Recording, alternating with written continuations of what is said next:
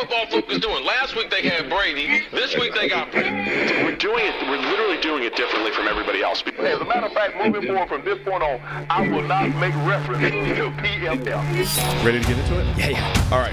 We're going team by team. I would be very careful about slinging stone. Am I going to get sued? We got legal on this? I like football season. All the things that go with it.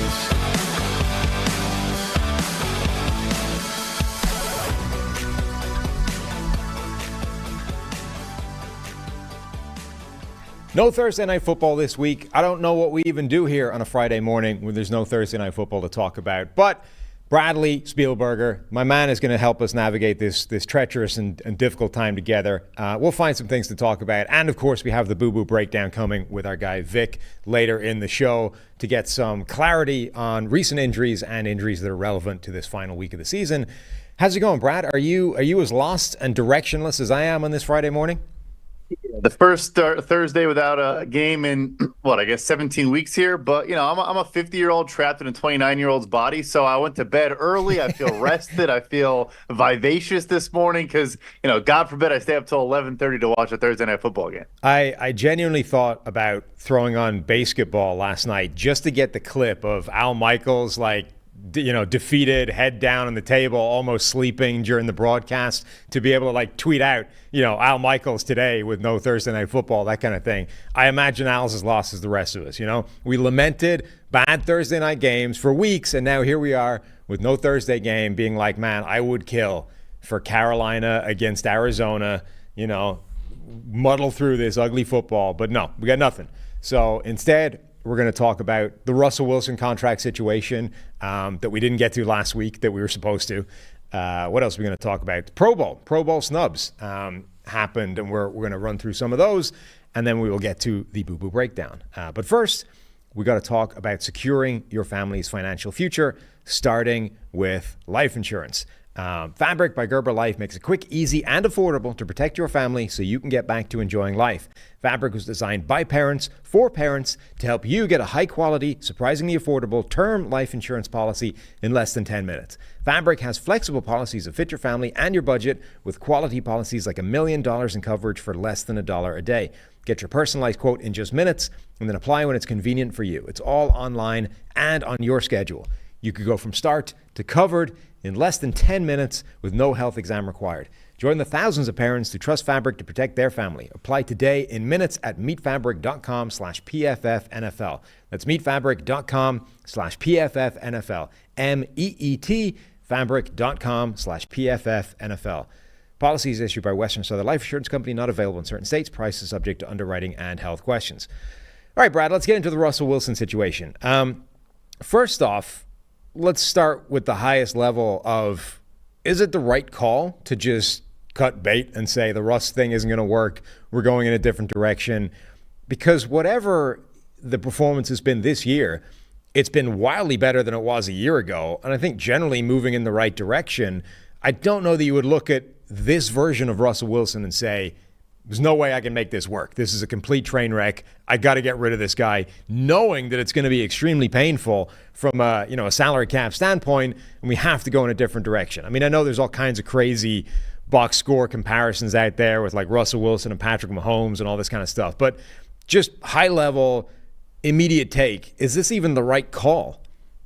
Yeah, it's a no-brainer. I know it sounds maybe a bit surprising. You and I talked about this in October, and I actually wrote an article about it for the website on October 17th, that the Broncos needed to move on from Russell Wilson this offseason, and that, frankly, we should be expecting them to bench him at some point during the season. I even mentioned the kind of Derek Carr, Jarrett Stidham. Yeah. If Jarrett Stidham gets signed to your roster as a starter, you should be looking over that shoulder of yours. So at a high level, it's actually very simple here because – yes, it is the biggest dead cap hit total in NFL history. It'll be $85 million in dead cap for the Broncos. The record right now is about $40 million for Matt Ryan. So we're more than doubling that overall. Next year, it'll be $35.4 million. It'll actually be net neutral on the Broncos' 2024 salary cap. But the reason why it has to be done, like you said, yes, it did look better. He's also 35 years old, though, and some of the better was still the out-of-structure, dancing around, throwing up prayer jump balls to Cortland Sutton in the corner of the end zone.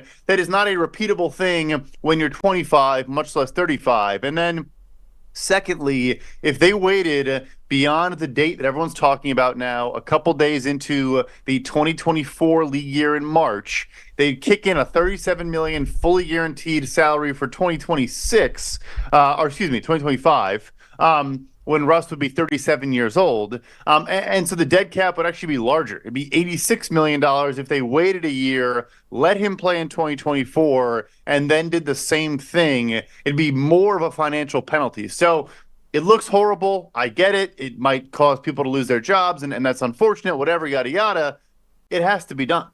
What is your take on the way that, because this apparently started brewing right about when you were talking about, right? Like October. And they came to Russ and they said, hey, look, if you don't drop this, or if you don't push back the date that this extra injury money kicks in, we're going to bench you because we don't want to risk that money. We've already decided effectively in October, you're done here. You're not going to, be the quarterback beyond this. We're going to move in a different direction. In order to do that, we need to be safe for that money.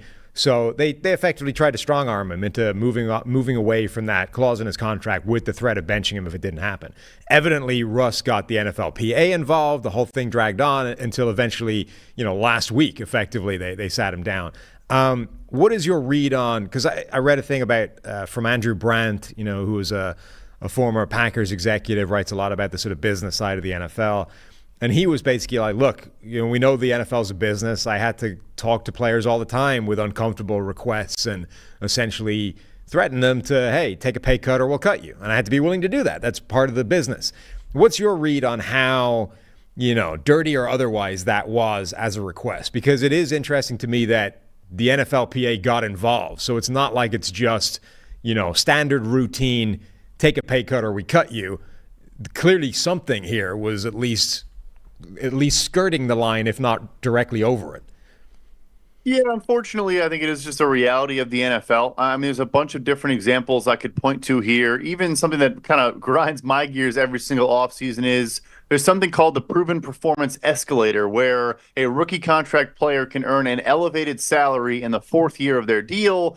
Teams, probably 3-4 times a year, they'll go to that player and say, if you don't reduce it back to the original number, and these are things the players earn by playing a lot of snaps and being a contributor on the team on their rookie deal, they say, if you don't reduce it back to the original number, we're just going to cut you. So it's like that is not protected. And it goes to a larger conversation of NFL contracts, unless it is fully guaranteed, not injury guaranteed with a kick in later or any other mechanism, the team can work around that. And like Andrew Brandt said, it's a business. They can go with these uncomfortable requests.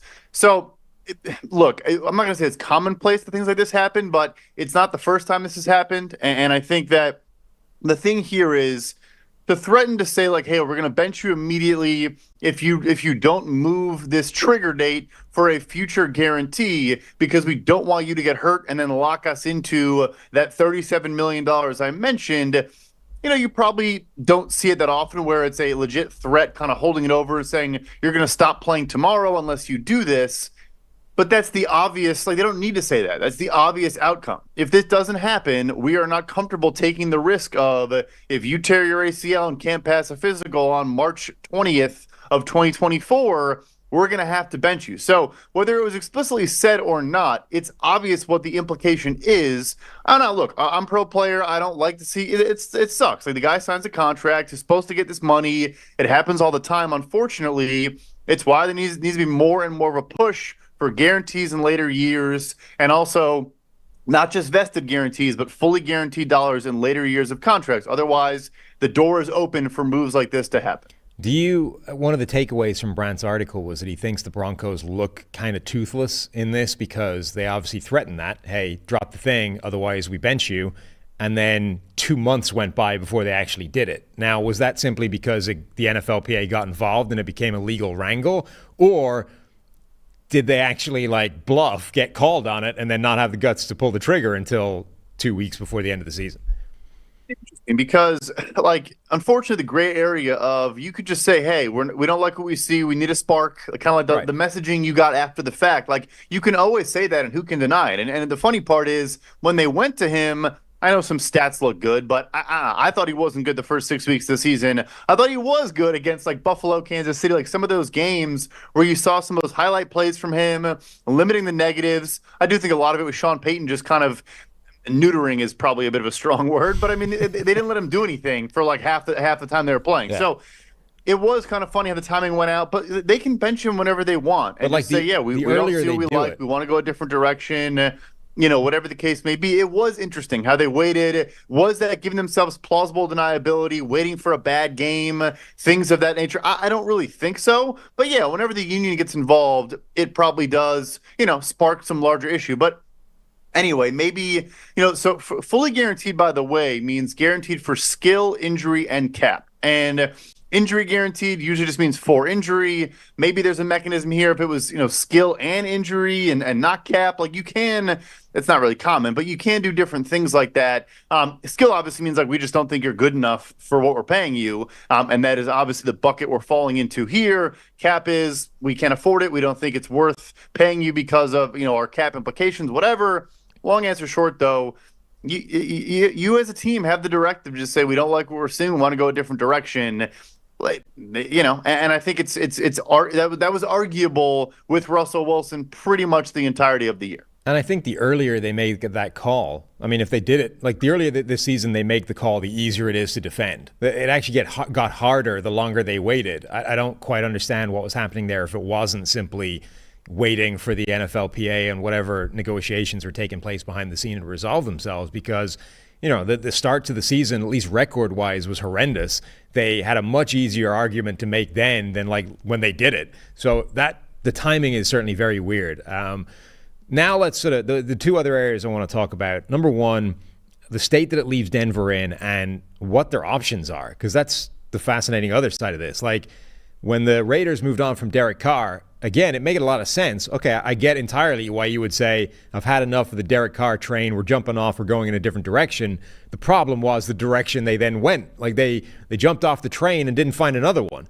So Denver is now sitting here. Okay, they have a first-round pick. They are currently picking 14 overall, and they're locked in a battle with four or five teams at that spot. That could go in either direction with this final week of the season. But they have one first-round pick. They don't have a second. They then have a third, a fourth, a couple of fifths, and a seventh. So are they immediately drafting a rookie quarterback? How screwed is their salary cap with the Russell Wilson thing? Do they have any hope of pivoting to a different veteran of any description? Or is this, it's a rookie come what may? Yeah, so that is the interesting thing you mentioned, the timing. Like they were actually in the playoff race and legitimately could have been a wild card in the AFC when the thing went down. And so this thing is the Raiders ended up getting pick 7 last year. And I know it's kind of been reported now. I mean, I can tell you firsthand, like the Raiders were trying to get to number 1, right. Maybe try to get to number 2. They were trying to get a rookie quarterback. So Sean Payton comes from a New Orleans Saints team that if he asked to do something, trade up 20 picks in the first round or restructure every single contract on the roster so they could add more talent, they did it. And I'm fairly confident when he was talking to the Waltons and going to Denver, he expects the exact same thing. So I do think that, hey, maybe they lose this week and let's say they're picking 12th. Hey, I like Jaden Daniels a lot. I've spent a lot of time in Louisiana. Let's go trade up to 6 and get him, whatever you have to do there. I think that is a potential option. Or, are you a Michael Penix fan? Are you whatever? And then, yes, they actually can, if they want to go the Kirk Cousins route or maybe, explore a trade. There isn't really kind of that Aaron Rodgers, Matthew Stafford option this year, at least it seems right now. But anyway, they actually have a lot of cap flexibility. They can, trade some players, restructure some contracts, outright cut some players. I actually ran through the scenario yesterday, so I'll quickly pull this up for us. But they can create, get to about $60 million in cap space by making, I don't think, any move that would be controversial or crazy. So restructure Zach Allen, who's been great this year, Mike McGlinchey, Ben Powers. Those 3 restructures, you're already saving about $27 million. You can extend a Garrett Bowles, maybe a Cortland Sutton. You clear $20 million there. And then, maybe you trade a Jerry Jeudy, $13 million. Maybe you trade a Justin Simmons. That's about $14.5 million. And then, cut Tim Patrick, the wide receiver. It's $10 million right there. So those moves I mentioned, I don't think any of those are crazy. Yeah, I just cleared $70 million in cap space. And so if they did that to find a veteran this year, does that come back to haunt them in the following year, or are they still okay? Not really. I mean, 2025 is going to be tough for sure. That year, Russ will have a $50 million dead cap hit. So still the record, above Matt Ryan in a single year after already eating 35 the year before. But again, that's just kind of the nature of, the salary cap and the way Sean Payton certainly views it based on the last decade of his career in the NFL. Does it help? No. Does it hamper your ability to do some things? Yeah, maybe. But would the 2025 Denver Broncos still have a healthier salary cap than the New Orleans Saints of the last decade? Yes. All right. That's a pretty big revelation. I mean, I just assumed without looking into it, because you were coming on the show, you do that for me. So without even looking at it, I'm like, okay, they're screwed. They have no kind of cap flexibility. They have to get a rookie. And that, like last year with the Raiders, I think shows you how dangerous that is, right? Because like you said, they wanted a rookie. They wanted to trade up to go get a guy. And from number 7, weren't able to make that happen, right? The Broncos are currently scheduled to pick 14. And okay, it's a different quarterback class, different dynamic, but like there's absolutely no guarantee you can get the guy that you want to get or get one of the guys you want to get from that position, even if you're willing to be aggressive and, go trade up and whatever. You need to make the move happen. And if you don't, that's how you end up in that Raiders situation where you're like, plan E or whatever is Jimmy Garoppolo and you just look ridiculous. So it's dangerous trying to play that game. So the fact that they have the flexibility to potentially go in a veteran direction instead, I think is huge for them. One more thing to point out or to clarify before we get on to the second thing. I'm assuming there's zero chance anybody trades for Russell Wilson, correct? That's the interesting thing here, too. And it ties into salary cap and all of that. And Jason Fitzgerald at Over the Cap was the first person to kind of flesh this out a little bit. And it makes a lot of sense. And I would guess that now this is not an option, but maybe they circle back and cooler heads prevail. If you go to Russell Wilson and say, look, we can just outright post-June 1st cut you. You're going to have these massive offsets in your guarantees that another team is probably not going to say, look, we'll sign you for a near minimum contract because we're not going to beat out the 37 or, I think next year he's owed about $40 million. Like, we're not going to beat that, right? So why would we not just sign you for a minimum? You come in here, we can build around you. We will spend the extra money around you. Or for optics, for pride, whatever, they say, Russ, restructure this to a 2-year, $50 million contract, a Kirk Cousins-esque contract, and maybe someone will send us a 6th-round pick. They bring you on that deal. You're happy. We're happier. Anyway, that was an option, I think, previously. Now that we've had, the NFLPA involved and a battle in the court of public opinion, the insider battle and all that, it's probably not an option anymore. In theory, it could have been, but yeah, probably not. So then we end up in a situation where Russ is cut. Now, who is interested in Russell Wilson? Because on the one hand, the numbers say it was actually pretty good this year. On the other hand, most people watching tape are like, yeah, this is better, but it's still far from ideal. And Russ, he's not going back to the player he used to be. What you're going to get is a guy that can be functional in a very specific offense with very strict limitations on what it asks him to do, requires him to do, and it's still, all of the success is going to come like outside of the structure and the design. It's a very weird sort of thing to be hitching your wagon to as a quarterback. You need to be, I don't want to say desperate, but you need to be in a rough quarterback situation, I think, to be interested in that. And I think one team to me jumps out to the top of the list. Not even a rough quarterback situation, but also the structure of their offense, at least the first half of the season, didn't even exist, and that's the Pittsburgh Steelers. Say, hey, look, you got George Pickens, Deontay Johnson. We'll bring in whatever play caller you like to work with, one of your buddies from Seattle or Denver, whatever, and we'll just build this train around you. Kenny's going to be here, but you guys have a quarterback battle, but we'll just let you win that battle, whatever the result may actually be. It can be our version of Aaron Rodgers passing the torch back off to Zach Wilson. That's the one that makes a ton of sense to me. I've seen like Atlanta. I think Arthur Smith, it wouldn't work. Like, he wants this kind of rhythm and timing, quick outs offense that Sean Payton wants. So anyway, Pittsburgh, jumps to the top of my list if I had to think of a potential realistic landing spot. How do you think that dynamic would work with Mike Tomlin as the overall guy in charge there? Obviously, somebody else is going to be running the offense, but like, I'm not quite sure how that sinks in my brain of like Mike Tomlin handling the Russell Wilson type of dynamic that you just described. Yeah, I mean, from like a locker room and all that standpoint, I think it would work. I think, well, first, I think Russ has been humbled, and anything's going to be better than what he just dealt with Sean Payton. But also, Tomlin is a player-friendly coach, players-first coach. Lets guys be themselves. I think you would love Russ from a standpoint of like being a leader of the team. First guy in, last guy out. All the two legendary Hall of Fame cliche people, and Mike Tomlin and Russell Wilson. Offense-wise, I mean, again, not to be like disrespectful. He let Matt Canada coach the offense for 3 years. So I think he's pretty flexible and pretty open-minded to what he's willing to watch on offense. Okay, so you poo-pooed the idea of Atlanta. Other teams that I think I've seen talked about, the New England Patriots, simply because of how desperate they are, particularly if they don't get the number 2 overall pick, like if they don't have their chance of Drake May, Caleb Williams, they've got to go for QB3 or, abandon the idea. Would the Patriots be interested in him? Minnesota are potentially moving past Kirk Cousins this year. Who knows? He might come back. Other teams, Washington, have no viable quarterback right now. Jacoby Brissett, Sam Howell. Neither of that is either it hasn't worked this year or it's not the plan going forward.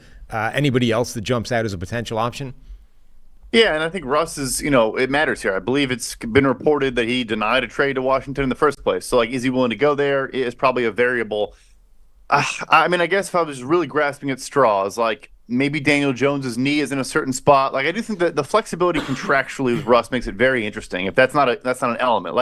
Las Vegas, let's say they move on from Jimmy Garoppolo, which we probably should expect, and then they can't get in range for a quarterback, and they're not confident Aiden O'Connell's going to take that step.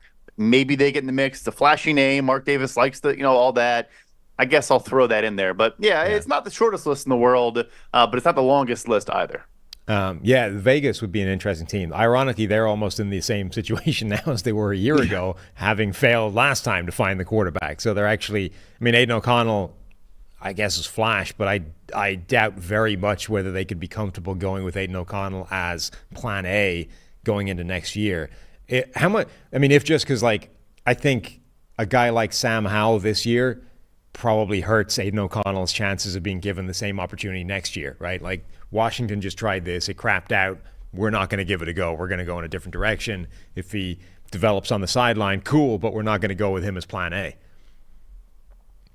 Because, I think Washington, I'm not going to throw the T word around, but they kind of did just quietly tank and no one noticed because they're the Commanders. And we expect them to lose 15 games a year. But the Raiders don't want to do that. They have a veteran roster. They have a good, frankly, it honestly shows they do have a lot of talent, that they're a 500 football team with all the turmoil and insanity off the field. And then, look, O'Connell's been fine, but obviously he's not elevating this team right now. So, yeah, I don't think they'd be interested in doing that because the Howell experiment was either he proves he's the guy or we're picking top 3. And, the latter bucket is where we land now. All right, before we talk about Pro Bowl snubs, we got to talk about Prize Picks being the largest daily fantasy sports platform in North America. The easiest and most exciting way to play DFS is just you against the numbers. Pick more, pick less.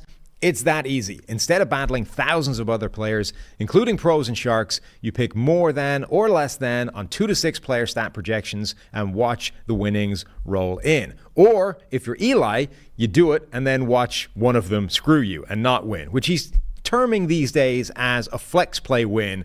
But I think we all know that's just dressing up a loss. Anyway, Eli's Prize Picks entry this week, his slate, Jonathan Taylor to go for more than 80.5 rushing yards. CeeDee Lamb to go for more than 99.5 receiving yards. And then Josh Allen to go for more than 285.5 rushing and passing yards. So those two combined. That's Eli's slate.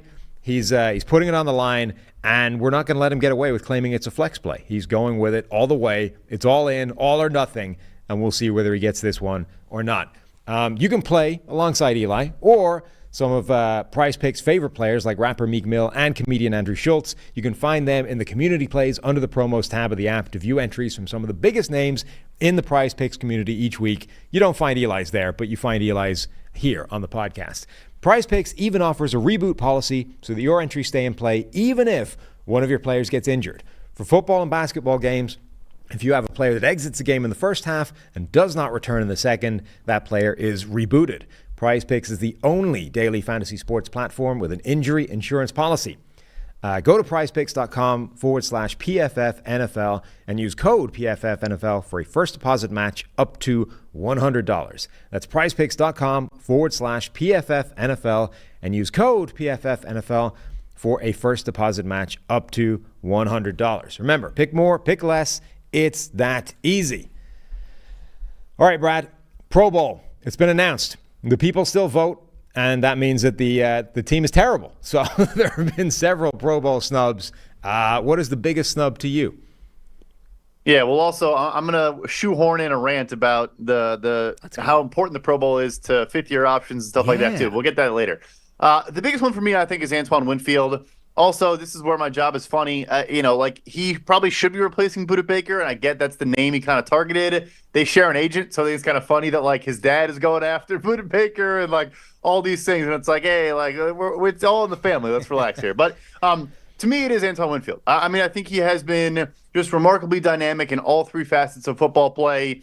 Has 5 sacks on the year, a bunch of pressures when they do bring him, which isn't that often. Can play in the deep third, can come down to the box and make plays, can play in the slot, not as much as last year, been more of a deep free safety, but he can do everything. And he has done everything at a super high level. And then just as a run defender, simply just, running the alley and just getting in the muck and coming in and making plays. He's been exceptional this year. Yeah, I think that's absolutely one of them. I agree. Winfield's been arguably the best safety in the NFL this year. I would absolutely put him in there. One of the guys I think is definitely a snub is Brandon Ayuk.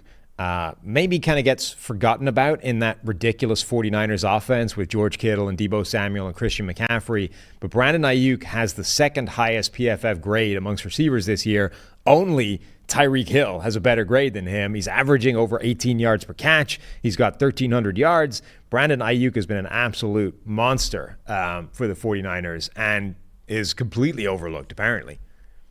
Or like the first 8 weeks of the season where every single catch of his was either a first down or a touchdown. Like he just gets, I think, lost in the shuffle of how good, Trent Williams and George Kittle are both on there. I want to say, obviously McCaffrey's on there. I don't think Deebo made it, so I guess neither. But, it's just like there are so many elite talents on that team. But yeah, he's no question deserving. One more I'll throw out there, kind of I don't know, maybe he didn't deserve it this year, but I think it's kind of crazy. Like Tristan Wirfs, to me, is kind of a guy who just should make it every single season. And he pivots over to left tackle. And look, it's Trent Williams, Lane Johnson, and Penei Sewell. I get it. But still, an 83 pass block grade at a new position. Still top, I think, 10 in pressure rate allowed among tackles. Again, playing on a different side of the line. He's just, it's remarkable what he's done. He probably shouldn't care because he's already made it enough times to juice out his fifth-year option, and his extension now is going to be a left tackle deal. I would assume it'll reset the market by a comfortable margin. Let's go quarterback. The AFC quarterbacks. Josh Allen is not on this roster. Now, it's actually a tougher argument than you would think it is when you look at the AFC. They've got Tua, Lamar Jackson, and Patrick Mahomes as the three quarterbacks. I don't think, even though the stats aren't as good, I don't think the Mahomes thing is crazy. I think he's actually had a way better season than his stats would suggest. But I do think that Josh Allen has been better.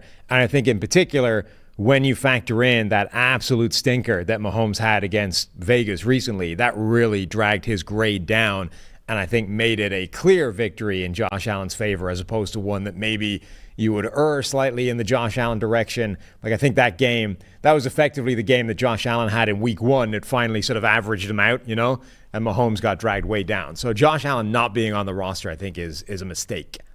I think the timing is interesting, too, of the voting, where, like, the Dallas game, you look back at it and say, oh, they won despite Josh Allen not doing anything. Like, he's had a couple games recently where, the run game has been the focal point. He's been timely with his production, but it hasn't been, we're watching him run around like crazy. I know he has the 15 rushing touchdowns and all those things. And also, everyone's always going to look at the turnovers with him, even though I'm sure his turnover-worthy play rate is down from years past. The funny thing, too, is the way they sort these things where – like all linebackers are sorted by sacks, including off-ball linebackers. When you go on the website, like they don't even try to make the fan voting even remotely, tied to actual production. No, I mean, okay, it wouldn't be a PFF podcast if we didn't at least address the elephant in the room when we come to discuss Pro Bowls, which is the system is an absolute and total joke. Why is it still being folded into contracts as much as it is, given how completely farcical it is?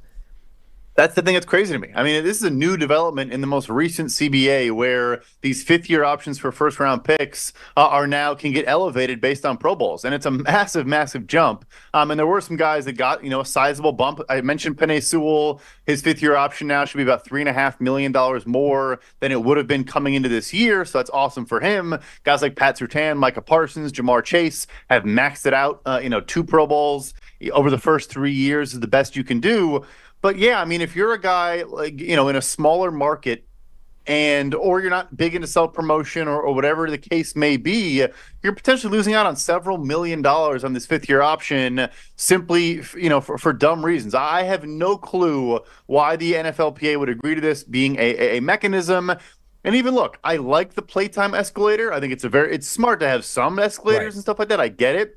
But the playtime escalator is also position agnostic, which is funny, where it's like, I'm not going to go through the dynamic, but an offensive lineman playing 80% of snaps is a down year. A running back playing 80% of snaps in today's NFL is an outlier. There's just so much that's so dumb about it. But yeah, if I was a player or an agent, I'd be pushing back on it. I think it's kind of insane. But that's where we're at. It's also wildly open to manipulation. If you have a team, the system is such a mess that if you have a team that has a rabid fan base, that has a good social media presence, that team can get a guy on the Pro Bowl essentially just by running a Heisman campaign for that guy, right? They can put people on the Pro Bowl simply by mobilizing their fan base, getting them to vote, getting it all in. And okay, the vote is only a percentage now as opposed to the whole thing, but it's still very doable. You can get a guy in the Pro Bowl by creating a campaign, even if he shouldn't really be there.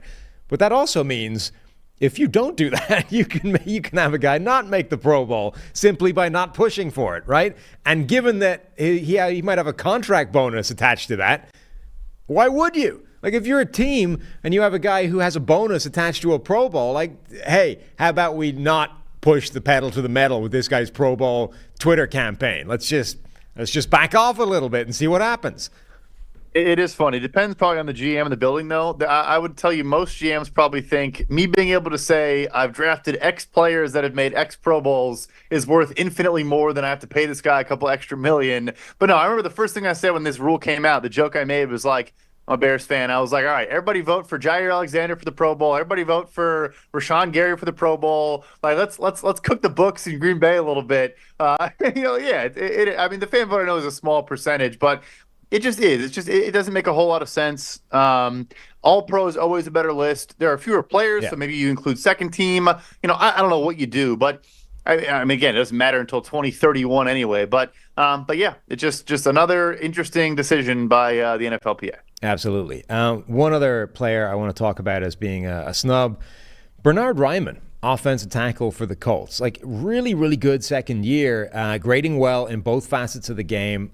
His tape is interesting because he's got a lot of just about hanging on. There's a lot of, I don't want to call it ugly tape because it's working. It's just, he's right on the ragged edge sometimes, but he's doing it. I would have, obviously Laramie Tunsil deserves to be there, but I think you could make a case for Raimann being there above Deion Dawkins. You could probably make a case for him above Teron Armstead as well, given how much time Teron Armstead misses in any given season and has missed this year. So Raimann, I think, deserves a spot on the Pro Bowl in the AFC at tackle, probably in favor of one of those two tackles. Yeah, Armstead, love the guy, legend, but this year, respectfully, probably shouldn't be on there. I'll throw one more in too then. It's funny. The guy, I don't know if he has any Pro Bowls, maybe one. And he is, I think he might be, if we look back on history of the target share and receiving yardage share and just how much they elevated the quarterback they're playing with. I mean, DJ Moore is now playing with the best quarterback he's ever played with. And that's still in an offense where they're going to throw for 3,500 yards in 2023 in the NFL. If Tyson Bagent doesn't come in and play 4 games, I think DJ Moore probably makes the Pro Bowl because you look at his production. He has, most yards of his career over 1,300. I think he has 9 touchdowns. In those 4 games, he did very little, which obviously was not his fault. But just tough, just tough for that guy. He's balling out, he's having fun, he's living in a wonderful city. He takes a jab at Carolina every chance he gets. So I think he's happy, but probably deserved a Pro Bowl. Yeah, the NFC wide receiver one is a real gauntlet. That's tough because you've got, like in that list, you've got CeeDee Lamb, who's amazing, definitely deserves to be there. You got Puka Nacua, who's going to probably break the rookie record, put up insane numbers. And then the other two guys that you would say, well, those are the two most vulnerable ones, are A.J. Brown, who's put up almost 1,500 yards and at times has taken over for the Eagles and been the reason they've won games. And then Mike Evans, who currently leads the NFL in receiving touchdowns and might do that for the first time in his career. So you'd be like, in order to make the case, and we've already done it, that Brandon Ayuk deserves to be there, your case is essentially that the guy that's leading the league in touchdown catches shouldn't be a Pro Bowler from the NFC. Like, he's not one of the 4 best receivers in his own conference, which I think is probably true, but is not the easiest argument to make. And in all the ways where, the public sometimes gets it wrong, this is a pretty understandable one. Yeah, no, there's always context too, though. I mean, Baker's been good, but the Bucs lead the NFL in run, pass drives. They obviously, again, Baker's been good, but it's not like he's playing with Patrick Mahomes out there. So, yeah, hard to take Mike Evans off. That is the thing. It's more, I think, when I say snub, the position allocations are also kind of crazy for how many guys per position make it on there. Maybe there should be more than 3 receivers for each team. We didn't even mention, I know he missed half the year, but we didn't even mention Justin Jefferson or some other guys that probably should be perennial Pro Bowlers as well. All right. So as of every other year, the Pro Bowl is a mess. There are many snubs, there are many bad picks, and instead, as Brad said, you should wait for the All-Pro team, which has me as a voter and is therefore correct. Now, look, I can't be held responsible if other people pick wrong, but my ballot will be flawless, I would imagine. And, of course, as we've already discovered, Steve is busy offering consultancy service for several other All-Pro voters as well. So you have multiple picks being, in some way influenced by PFF data and by the correct interpretation of things. Brad, it's been a pleasure, good sir. We will talk again next week, I would imagine. And now we can kick it right over to Vic for the Boo Boo Breakdown. All right, back in 2024, the new year, we are the Boo Boo Breakdown, which means our guy Vic Troha is in the building to talk through some injuries. Good holiday, Vic? Yes, sir. Happy New Year. You too, absolutely. All right, one question I wanted to ask you that we had come in before we get to the sort of basic injuries. We had somebody ask about Trevor Lawrence and concussions, and Trevor Lawrence became one of those few players that kind of cleared the concussion protocol within a week and was out there the next game. And somebody was effectively asking, what does that mean when you clear the concussion protocol, you're cleared to play? Can it still have lingering effects? Because he was bad the next game, right? So is that a concussion thing or is that just coincidence? Can clearing the concussion protocol just make you medically cleared to go out there, but you are still experiencing some kind of lingering effect from the concussion that can impact your performance in that game and going forward?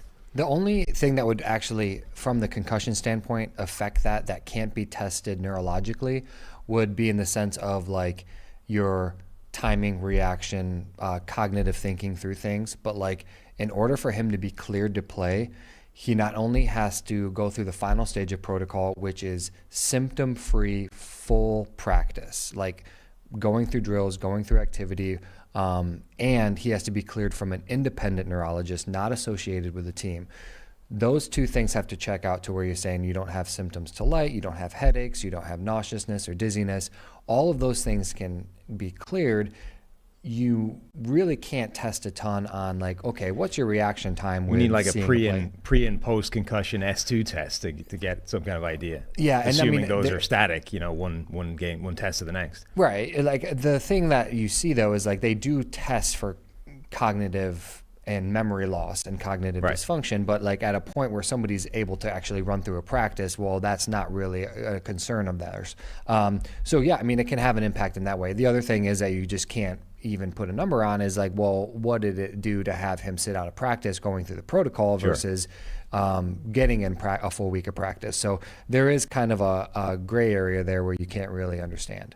So this one happened during the time we were away. TJ Hawkinson had a bad knee injury and had the kind of injury where I had been kind of thinking for a while, God, all these tight ends doing the hurdle thing, it's never working. Like, why are we doing this? And that's the injury why, right? Because every single shot that a tight end takes over the middle now is at the knees. Yep. And that's where they're going. These guys come in and they just try and take down a 250-pound guy because they can't body him up. They can't, try and take him on up high. Right. So they go for the knees. And Hawkinson was one of the few tight ends this year that I haven't seen try and hurdle the tackle.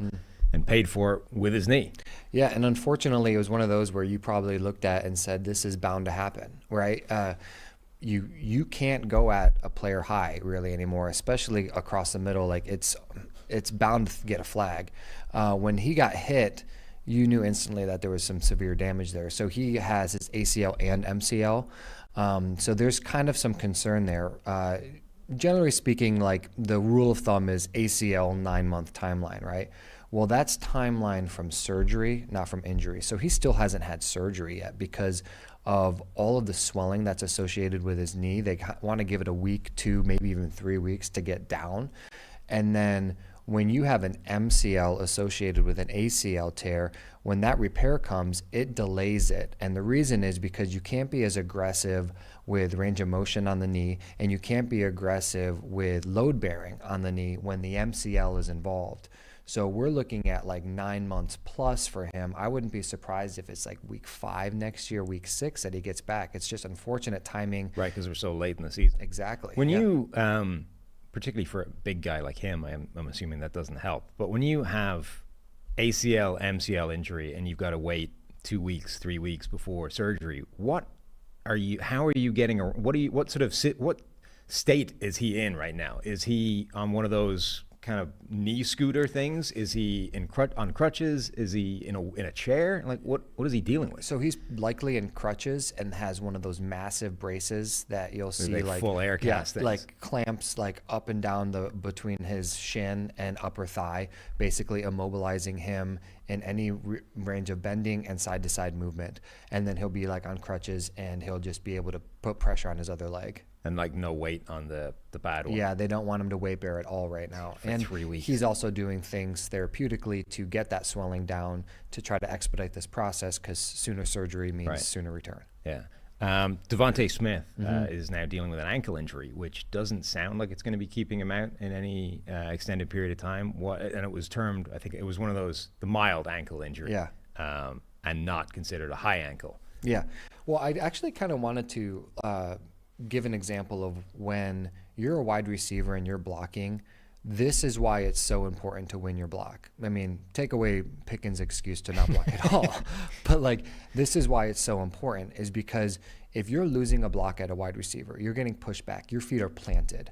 So that means if somebody comes into you, your foot is planted, you're going to get rolled up on and more likely suffer an injury. But if you are winning your block at a wide receiver, you are shuffling your feet are lifting off more, and there's less likely that you're going to get rolled up or get on a planted foot, have somebody land on that. So what he had is that during that screen pass is he had his foot rolled up on, gets an ankle sprain. He might play, might not play. I wouldn't be surprised if he sits out and is completely confirmed as out, but he didn't practice Wednesday. He's likely actually out for this week, but who knows what's going to happen. So I also wonder if that's an area where there's always this fear of small receivers because they're going to get injured more often, and we tend to think of that as, well, they're going to get hit, and when they weigh 160 pounds, they're going to break because they're 40 pounds lighter than the guy hitting them. But with Devontae Smith getting rolled up on, with Tank Dell getting rolled up on at the goal line. Like, I wonder if actually the area, if there is one, where a smaller wide receiver is going to be more vulnerable to injuries, it's you're going to be losing physical encounters when it comes to blocking, not actually getting hit. And you're going to get driven into weird piles, and that's where the injuries happen. Yeah, you see that a lot. And even where if they come down with a high contact catch, right? And, a bigger wide receiver that's going up for a jump ball or something across the middle is probably less likely to get injured from a big contact compared to like somebody like Tank Dell who's running a crossing route and gets blindsided. It is what it is. It's their size, it's their capability to withstand some of those collisions. Christian McCaffrey. Now they've termed it a calf injury. Right. It was a weird one at the time because they kind of had he wasn't wearing socks from what I could tell. It was like the tights is now Yeah, how the they're getting around the socks thing. Yeah, the like let's compression wear sleeve. tights and pretend it's a sock. Yeah. Anyway, they're like rolled up the whole leg, so the whole leg lower south of the knee was exposed, and they were kind of working on everything. But then they taped up his ankle when he was trying to kind of give it a go and go back out there. So what is he actually dealing with, and how much of a problem is it? So they haven't really came out with a level of a calf strain that he's dealing with, but he's at a low grade level. The fact that he was willing to be able to almost fight through it. They are so blessed right now with their position, because if he had to go out there this week and play, the chance of recurrence of injury is really high for a calf. Calf and hamstrings being the two soft tissues of the lower extremity that you see the highest injury recurrence from if somebody returns too soon. So not only is he going to have this week off, but he's probably going to end up with a bye, right? So Yeah. he's going to have a bye and this week. He's going to be able to recover pretty fully from a low-level calf strain. They're going to test it next week and really put him through some agility stuff. But this week now, there's no reason for them to even force it. Why would they have been taping his ankle if it's a calf injury? So when you tape your ankle, it also limits your ability to push down through your toe and contract your calf, and then to flex your foot up and stretch your calf. So it not only, like when you see people that tape their ankle, they think it's just taping for like lateral stability, Right. like an ankle sprain. Well, it also limits the motion on the other sides. So So it like forces you to be like 60% pressure on your calf just by limiting the range of motion and impact you can put on it. exactly, you're going to drive through your upper thigh a lot more than you're going to do your calf. All right. Bradley Chubb was one that came out of the last game, deep in the game, the beat down against Baltimore. The Miami Dolphins lose another edge rusher to Yes. a season. I mean, season ending, it's a week, but long-term injury with an ACL injury for Bradley Chubb. Any reason to think that that's anything beyond the most routine of ACL injuries these days? Not after watching the video. I think it definitely is like going to be that standard ACL. Given that it's later in the year, is unfortunate for Chubb. Right. And especially seeing how much they had to rely on him. Like, I don't think of Bradley Chubb as like an elite top 10 pass rusher, but given that Phillips was already out and they had to transition to like relying on him more, and losing him is really detrimental to the team. And they are actually fortunate that it wasn't more of a severe injury for his knee. He's going to probably be put on that 9-month timeline. And you're not going to expect him back week 1 next year unless he's, gets a miraculous recovery. And then Alvin Kamara is the last guy you wanted to talk about. Yeah. So Kamara had another ankle. I don't expect Kamara to play this week either. And that's kind of tough because this is that time of year where you're going to see guys like try to push through it. Right. The Saints, I mean, they need to win if they have any shot of making the postseason. Right. So he's a DNP with his right ankle sprain, and I mean they're doing everything they can to get him on the field. But if it's that bad where he's still not practicing come Wednesday and Thursday like we just saw, I don't see him playing. They're going to obviously try to get him out there and move it a little bit and test it out, but looks like they're going to rely on Jamal Williams more than they are going to be with Kamara. All right, that'll do it for this week's Boo Boo Breakdown, the last of the regular season. Myself and Steve will be back on Monday reviewing the last regular season week of action as well. So thanks for listening, and we will talk to you all then.